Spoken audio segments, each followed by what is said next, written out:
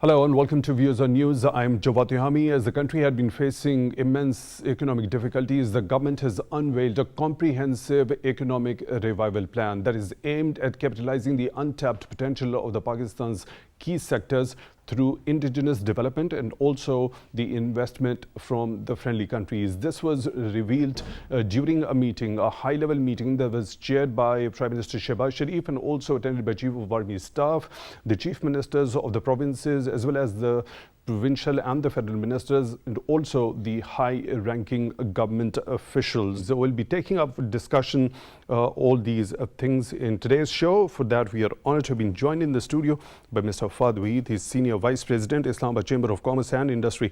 Mr. Faad, thank you very much for taking time out for Views on News tonight. Me. Really appreciate that. Now, the unveiling of the economic revival plan, quite a gigantic step, was need of the hour, wasn't it? Of course. Definitely. You know, this council was much needed, and I think we've missed this in the past years, and finally it's coming into existence. And the most important thing that we actually need to now understand is that what is the main development goal of this, and how do we attract the foreign direct investments, mainly the FDIs. And you know, the real problem that we've faced and Pakistan has faced in the past is, you know, we've had foreign direct investments in Pakistan, but due to some political instability or, you know, change of policy or economic policies, it has refrained from, you know, actually working out. So I hope with this, not just the existence of it, but I also hope that the government should take now steep measures to make sure, you know, the economic revival is also there, and they have the restructuring of these institutions that will help and cope up with this investment that would come into Pakistan. Right. Now, setting up of this particular, the Special Investment Facilitation Council, how big a step that one is? It is going to serve as a one single window operation. Yes. See, if it's going to be one window operation, I'm pretty sure a lot of investors would be attracted to it, because Pakistan, mind you, is a big volume country. You know, we're 24 billion people. And then again, if we look into the money terms, we are capable of exports, we're capable of imports, we're capable of manufacturing anything. And again, as a growing economy, I think the world looks at us, and now that, you know, we've come onto the face of the Central Asian regions as well. So if we attract all this foreign direct investment, it definitely has more avenues to come out. Similarly, talking about, you know, CPEC, the CPEC is also, you know, related to this. Once we have the foreign direct investments, the One Belt, One Road initiative, it will be connecting Pakistan to the rest of the world. And then, you know, that's the basic goal, I think, about this. Definitely, a couple of points, you know, Mr. Sheikh has mentioned and my friend has mentioned there.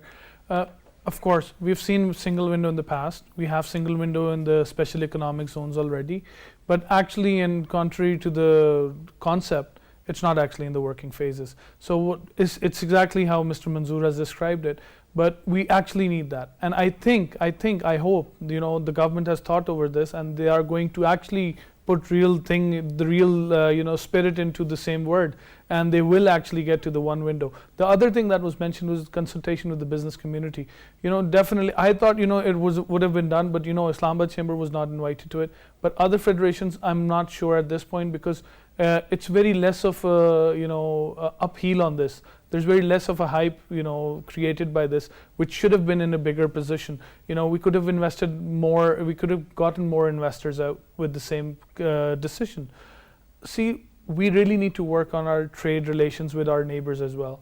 The delegations, the different kind of models that we are working on, you know, they can be unilateral, but, you know, we have to, you know, have the trilateral system here. You have to have the bilateral system here. We have to engage our foreign investors. We have to give them the confidence. And then again, when we lack in confidence because we don't give them a 5-year plan or a 10-year plan. We actually have to sit down and, you know, bring in the Charter of Economy. You know, all parties have to agree to it, and then that's the only baseline that the businessman needs. You know, any kind of businessman, any part of the world, what they need is stability, in not just political terms, but economic terms as well. You pretty much know, you know, in the past we have seen these floods, the COVID and everything. Everybody came together The world came together, and now it's not just war on different political agendas, but now it's the economic war that's going on. We have to be self-sufficient in our own self, and that's I think is the aim of this entire thing. It's huge, it's big, it's aggressive, and I hope the government takes us on board in the next steps. And once we are on board, we can definitely tell them how we can attract different investors and how we can bring in the foreign direct investments. Right, you just mentioned, talked about the aims of this particular. Let's talk about the aims of this Special Investment Facilitation Council one by one. The first and the foremost that has been informed to this particular meeting was creating horizontal and vertical synergy between Federation and the provinces. How crucial do you think that one is? I think it's the most important thing. Today we lack the coordination of taxes between the governments. Similarly, if we talk about Islamabad and Rawalpindi, this lies on the border. And then it's Punjab and Islamabad. So the taxation in Islamabad is a little different than what is in Punjab. And then we have to have it across the board. If there's going to be incentive in Sindh and not in Punjab, it's going to be discriminating the Punjabi community and the Punjabi investors. Similarly in the KPK. So we have to have coordination. We have to have the single horizontal, as you mentioned. We need this synergy. Once we come together, we can definitely bring a better platform. And we have to have the synergy in the food industry. We have to have it in the same regulations. The food authorities we have all across the board, we have to have them in the same harmony. And once we have that, once we have all the commissions on board, we have all the taxation on board, I think it can be done. It's going to need a lot of force, a lot of willpower. And I'm going to tell you, it is going to be discouraging in the start. But once we have this, when we actually achieve it, that's the best thing we can do for Pakistan. The dividends are going to be phenomenal. It's going to be amazing. Dr. Manzoor, your view regarding the creation of horizontal and vertical synergy between the Federation and the provinces? Oh, that is extremely important. But as a friend is just saying, I mean, currently, if you look at the provincial taxes, services taxes, somewhere will be something else, and then the federal will be something else. Sometimes there will be duplication. So all that needs more. First of all, taxes, there should be transparency and simplicity. Okay, you can say for all this project, whatever, 5% duty, and that's it. I mean, don't make it very, we always make things complex. We issue an SRO, and then we have another rate somewhere else, and all that. That needs to be simplified. Right. The second aim of this particular thing is timely decision making. How important that one is, especially when we talk about keeping the pace up with the rest of the economies in the world.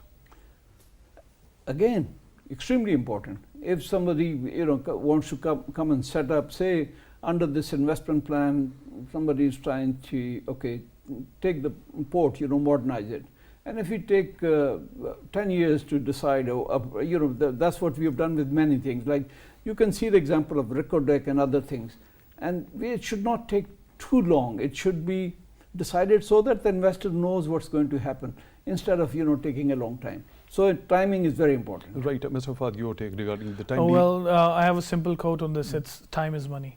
If we deviate from timelines which we develop for everything, technology is changing really fast, and we really need to learn from the other countries that once we step into something, we actually have to achieve it. We have to have a timeline on it. Once we have the timeline on it, we have to actually achieve that. If we don't achieve that, we're going to fall behind. And by the time we'll be done with that project, it's going to be redundant anyways. So I think, that's the key thing, and that's one of the most important things, because, that's how a businessman works. He has to put up a timeline to get his returns on the investment. So I think time is very important on this. Dr. Manzoor, you already mentioned about duplication.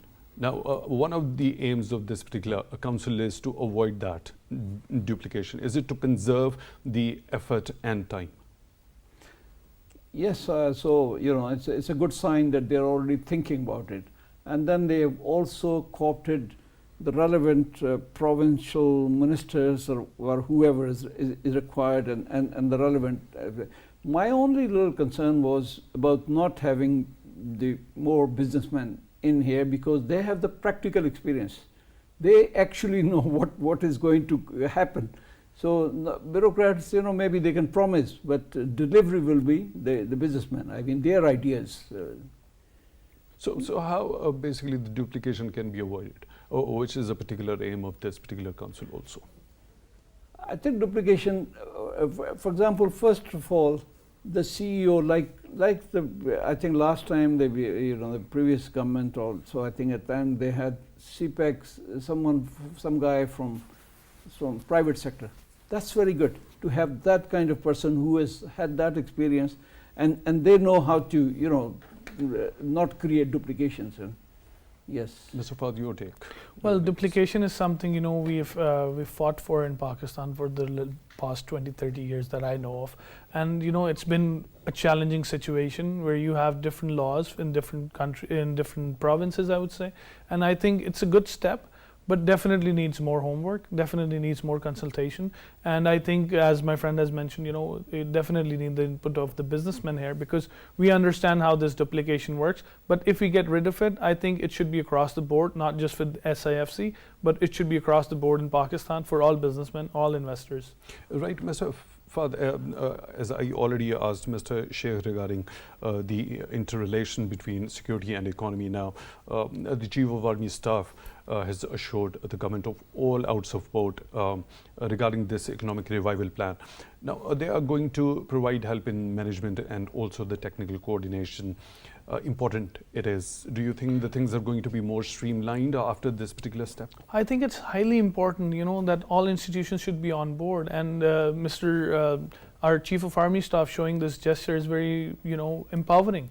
And I think if they both collectively are on the same page, then definitely the entire machinery of the government will be working in the positive sense. So once both of them are on board, and we've seen how the Pakistan Army has actually contributed towards our economy in structuring and trying to manage with us, and I think it should be there. The support should be there, and when the support is there, the tactical support is there, the coordination is there, we definitely would eliminate the security issues out of it. This would be something, a call is a deterrent. So I think that's one of the major and the most important thing that we need as a nation, even encouraging our regional trade, because that's one of the most important things where the army has the key role, where they know how to cross the borders, when they know how to utilize the roads and everything. So I think it's most important to encourage and also implement in our regional trade as well. Right, one last very important point. Yes, we saw the MOU signing between China and Pakistan regarding the Chashma 5. Now,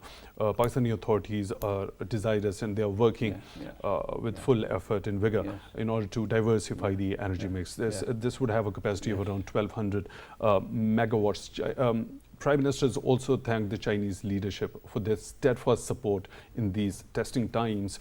How crucial that support had been during this time of economic difficulty for Pakistan. Mr. Faad, your take. Well, need of the hour, as I said. Energy is something we're not really efficient in, and we had this energy crunch for a long time, and it wasn't really being paying attention to. So today, this is very welcoming, and I think we should appreciate the government at this point that they're actually thinking about the future now. In the past, we've seen that we've paid IPPs all this money, and we haven't really utilized all that capacity. So I think adding to the cheaper electricity will definitely give us an edge in our export tariffs as well, because we'll be creating cheaper electricity. So that way we'll be more competitive in the regional markets as well as local. What's your view regarding the Chinese help in this testing? Well, Pakistan and China, iron brothers, as they put it, and it has proven that they've been stable with us, we've been stable with them, and that creates a better bond, and it creates more patronage towards both countries. And I think it's more appreciative of the Chinese side helping Pakistan in such times where we have actually issues with different countries in borrowing and stabilizing our foreign reserves. So I think it's amazing, and hats off to China.